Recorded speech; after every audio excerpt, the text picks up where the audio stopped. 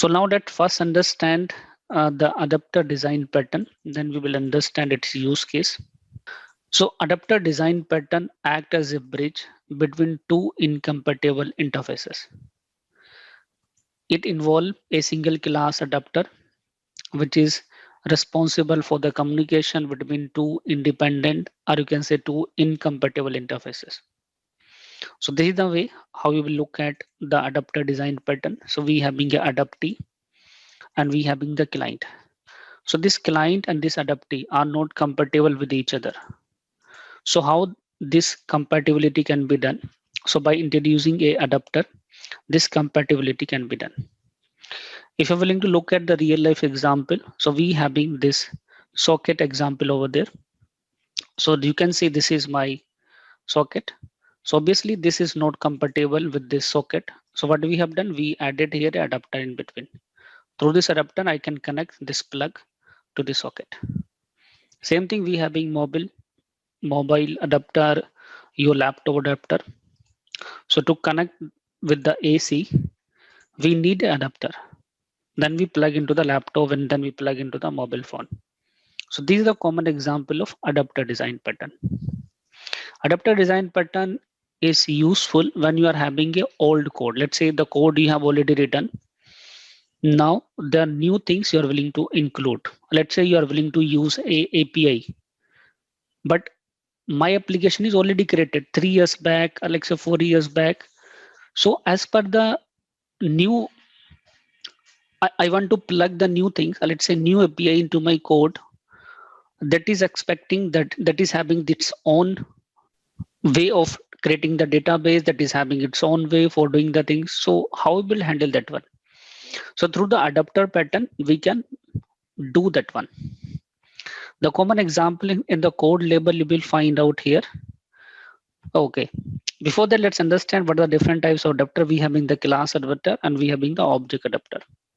Class adapter we achieve through the inheritance. Object adapter we achieve by creating the instance of the object. The common example is here, let's say we having the DTO. So let's say we having an API, that API returning the data. Let's say we having a data access layer that is expecting the data as per the entity classes.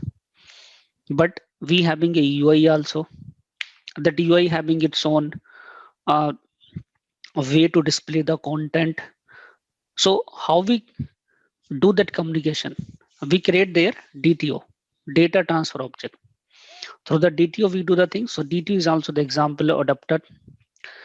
Or you can having a third-party object which are willing to use in your application. So obviously the application types are not compatible with those third-party objects. So with the help of adapter, we introduce that the compatibility over there. The another example, if you're looking at the AD.NET, we having the SQL adapter, Oracle adapter, and MySQL adapter. These are the example we have in the AD.NET. To understand the adapter pattern example. Even when you look at in the repository design pattern, in the repository design pattern, we also use the adapter pattern because whatever that entity framework entities we are having, that having its own model class and business model, we having different over there. So obviously that business model we convert into the entities, then we do the insert over there. So this is a common use case of adapter pattern over there. So now let's understand the adapter design pattern with the help of example. So what I'm doing here, I'm just going to create a new solution again for the structural design pattern. So I'm adding here a blank solution, and this is for structural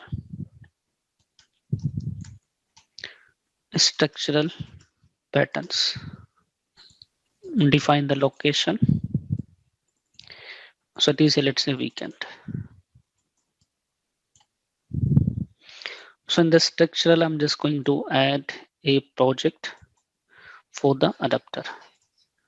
So this is my console application, and we having here adapter pattern.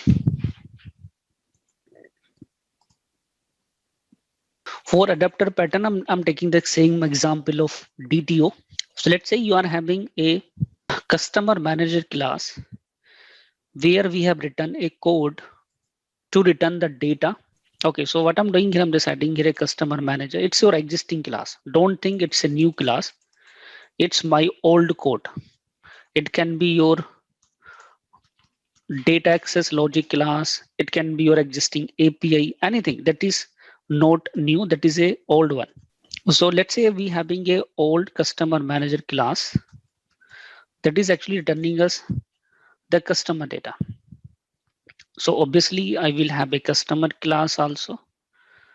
So we having a customer class, and in the customer class we having few properties. So we having the customer ID, name, address, and contact number. So let's say in the customer manager class you have written the code to return the list of customer. Obviously you will fetch that information from the database, but we don't have any database one. So what I'm doing here, I'm just introducing here a list of customer at the manager class label so that we can simplify the things. So customer list I'm adding. This list will come from the database. So here what I'm doing here, the database I'm creating here itself. So let me add here a simple customer like this way. Now let's say this one having a method public string get data. And this is going to return the data in JSON format. So using the Newton Soft, I can return the data in JSON format. Just think about a API. And that API, let's say returning the data in JSON format, or let's say that API might return the data in XML format as well. So I'm just going to install here the Newton Soft as a package manager. Then let me serialize the object. Serialize the object as customer list this way. So this is my custom manager class that is actually returning the data in the JSON format. Then we having a client. So basically in our case, this is the program.cs file where which I'm going to use as a client over there. So let's say at the client level, we having another class because client having its own style. So client having, let's say, class named as customer DTO. And in customer DTO, we having the properties name also slightly different. They are not exactly same as we have in the customer class. So here, let's say the properties name are like this way: customer ID, full name, address detail, and mobile number. It happens usually when we do in the real life also. So it's having the different set of properties name, it's having the different set of properties name. So these are not compatible to each other if you're looking at. Even the data is also not compatible, which I'm going to use over there. So in the program class, I just need to fetch the list of customer. So how I can do it here? It can be done here by introducing a adapter, because directly I cannot assign the data to my list of this one, customer DTO. So if I will create here enumerable, and let's say I'm expecting here a list of customer and customer DTO as per my UI. It can be, let's say, your MVC application. So I just need a list of customer. So how I will get the list of customer? I will create here the object of this customer manager class. But if you look at in the customer manager class, it is returning me the string data. Got it? But here I'm expecting the list of customer data. So it is incompatible. I cannot access it. So how the compatibility can be introduced here? For this one, I can add here a adapter. So I'm just adding here a customer adapter to introduce the compatibility. Customer adapter. So let me add here. So I'm just going to add here a custom adapter, and here I will inherit the customer manager over here. Then in the customer manager, inheritance I have done. So this is a class adapter pattern. This is a class adapter because we having the two types of adapter pattern, class adapter and object adapter. This customer adapter will have a method that actually will return the list of customer.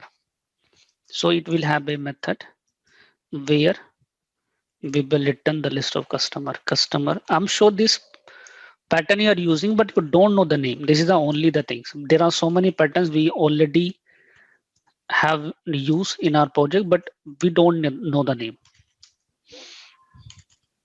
So data, let's say using the base keyword, I'm calling here the customer manager class method get data.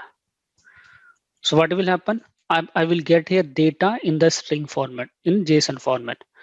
The customer manager having this get data method, so it is now JSON data. So this JSON data I need to convert into the list of customer data. So again, using the Newton soft, I can convert it into the C# object. Customer, it cannot be customer DTO. The reason is here, the property name of customer DTOs are different and the property name of customer are different also.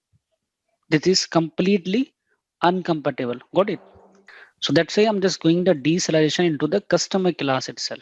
So it is here, let's say JSON and JSON convert. Then we have been the deserialize the object and deserialize the object, and it would be here enumerable customer and do pass data. Now using the link, I can convert it into the customer DTO list. So what I'm doing here, let me create here the customers, then select method. So for using the select method, I need to add a namespace system.link. And now here, using the link query, I can get it the customer list. So I'm just skipping one step of introducing the for each loop. At the time of selecting, I'm doing the conversion also. So it would be here customer ID, mobile number, and the contact number. Those values I'm just going to add over there like this way. So what are the things we having over there? We're just fetching one by one, and we assigning to the customer DTO. ID into customer ID, name into the full name, address into address detail, contact number into mobile as well. We get a complete different property name. So this is the way how the property name can be matched, isn't it? So we have done like this way. Customer manager is there, and let me introduce here iCustomer, because directly we will not expose this one. This get customer we will not expose directly. Miss customer adapter we are not going to expose directly. It is going to have a interface target. So adapter we are writing over there. So let me introduce a target as well. So the target I can introduce with the alphabet interface iCustomer. I'm just adding here this iCustomer. iCustomer.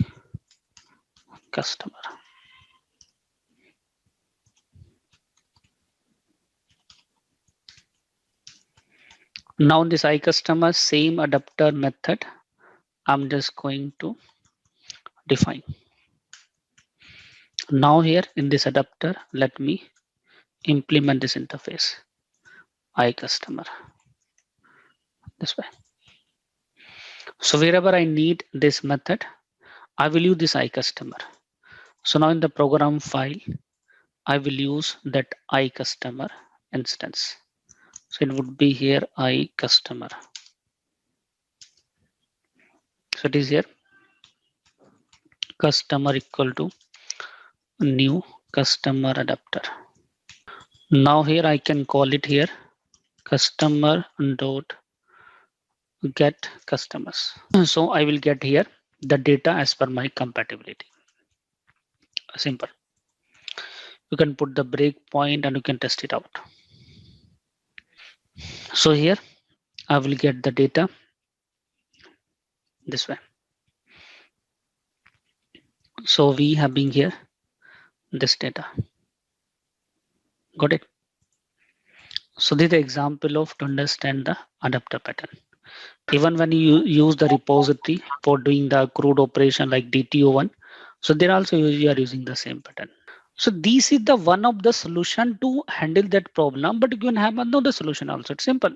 Now it's up to you whether you are using this solution, whether you're using that solution. So don't keep the things complicated. Keep the things simple. Even the same code you will find out commonly used when you are auto-generating the code. Even if you will look at when we do the overriding, we always get the same thing, base dot, then parent class method. Okay, so this is about the adapter pattern over here. And guys, one more thing here I will tell you here. Nobody can remember everything. So better is here, just take the picture of such diagram and paste it somewhere on your desk when you're where you're writing the code. Then every time when you need to look at any design pattern, so by looking at the diagram, you will understand it. This is the only way to decide which one to use, which one not to use. Got it? So what you can do here, just take a picture of these class object diagram, just put a label also. This is adapter pattern picture. This is the builder pattern picture. This is this pattern picture. Just take a print out and put on your desk. So whenever it's a requirement to do the code refactoring, all the things, by looking at the picture, you will understand. But I'm sure all the design patterns you don't require. I will tell you the numbers which are the commonly used design pattern. So in a project, more maximum you will implement 7-8 design pattern, maximum, and maximum 10. Every design pattern is a solution of a problem. If you are having that problem, use that one. If you don't have that problem, then don't touch to the design pattern. And guys, here one more thing I'm doing here. If you look at what are the example I'm giving here, I'm trying to give the example related to your real problem. I'm not giving the example of pet. I'm not giving the example of bicycle. Okay, if you look at my example are related to your code, isn't it? Because over the internet, you will find out we don't have such example. Over the internet, they having a duck, they having a bicycle, they having car, they having such things. So they are not able to understood when it is coming to the computer, when it is coming to the coding level. We need the real example. So this is also the issues everywhere over the internet. We don't have actually the example related to the code. We having the example related to the real world, but those real world example we are not able to fit into the code. Okay, I have done here the example of class adapter. If the same thing you are willing to change into the, we say the object adapter, how it can be done. So this code I can change into the object adapter by removing the inheritance and introducing here a object manager.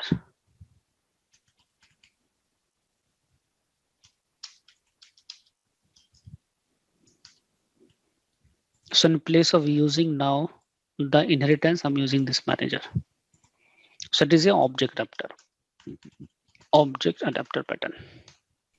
Is it clear?